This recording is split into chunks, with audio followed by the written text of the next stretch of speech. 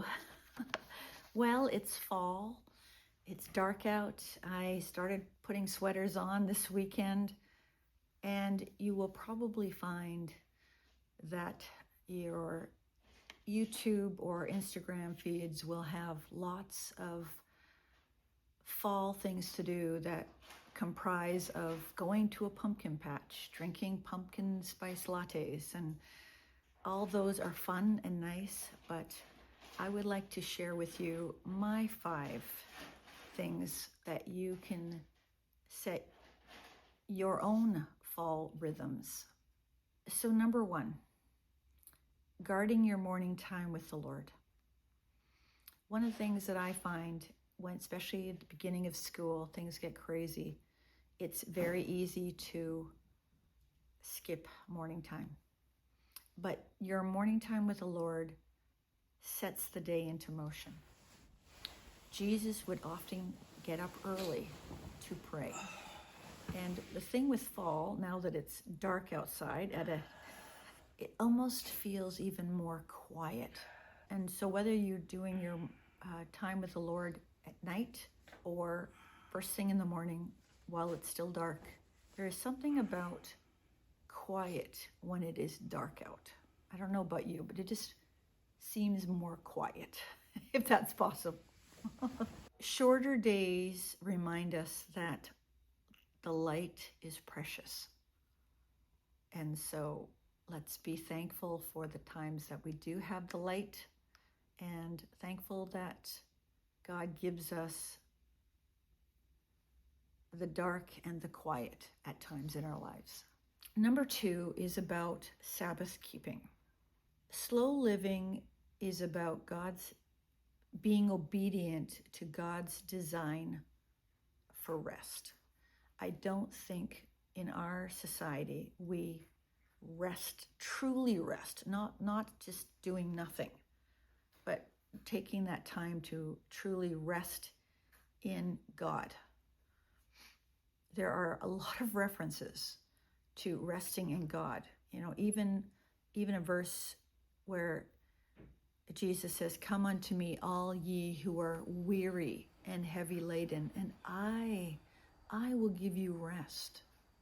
Take my yoke upon you, for my burden is easy and my yoke is light." What does that mean? To rest in God and to cast all your cares upon him. It is such a level of trust to be able to do that and not, give it to God, but then take it back. Try to spend slower Sundays if possible. Depending on your family, your family situation, Sundays could be a very busy day. But even within that, whether it means instead of getting up later, getting up earlier and spending that time again in the dark before the Lord.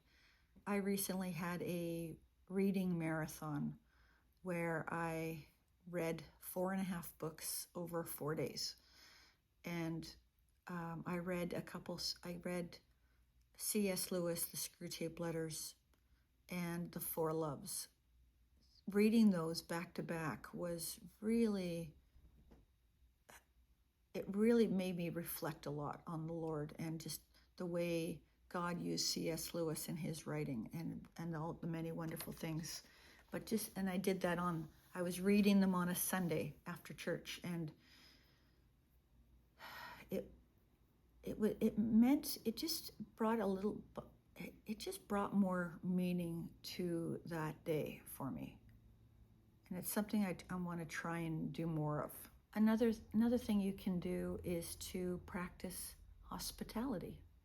Maybe this fall season, invite a neighbor, a widow, a church friend to a simple lunch of soup and bun or salad, something really easy that it wouldn't be too much on you. Or treat someone to coffee. It doesn't have to be anywhere fancy. It might be somewhere nice and quiet that no one goes to.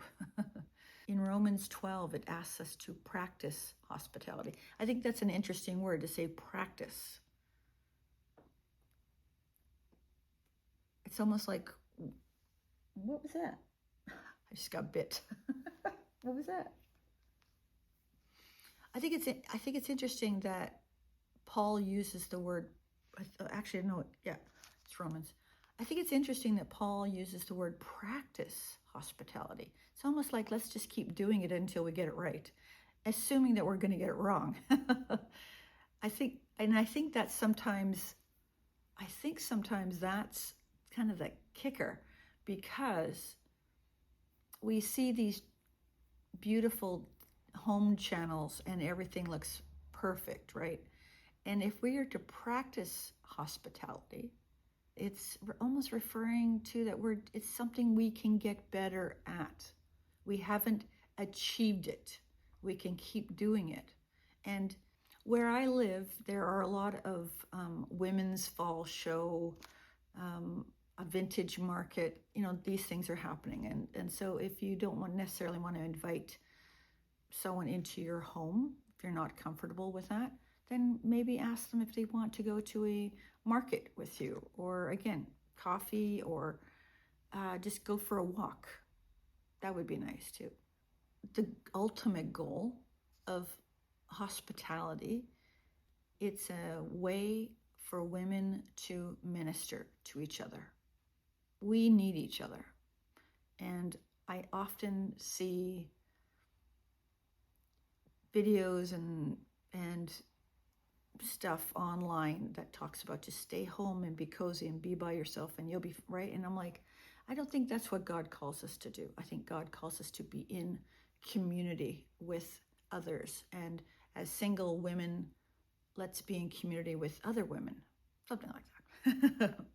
Number 4, and I'm touching on this on a future video, but talking about with the release of the leaves from the trees, what are we going to release to God this season?